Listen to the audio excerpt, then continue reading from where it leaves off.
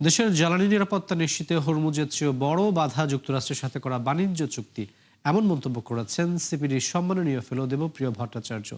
Debate for ডেমোক্রেসির বিতর্ক অনুষ্ঠানে তিনি বলেছেন যে সংকট মোকাবেলায় কর হার কমানো, জ্বালানি খাতে সংস্কারের কোনো বিকল্প নেই। এ সময় নবায়নযোগ্য জ্বালানি ও পারমাণবিক বিদ্যুৎ উৎপাদনে বরাদ্দ বাড়ানোর কথা বলেছেন তিনি। বর্তমান সরকারকে একটি জনবান্ধব ও কৌশলী বাজেট দেওয়ার আহ্বান জানান দেবপ্রিয়। তিনি বলেছেন যে আওয়ামী আমলের জ্বালানি নীতি ছিল সম্পূর্ণ ভুল। পতিত সরকারের সময়কালে যেই জ্বালানি নীতি ব্যবহার করা হয়েছে সেটা যে কতখানি শুধু যে বিতর্কিত ছিল তা না, অনেকখানি বিভ্রান্তিমূলক ছিল।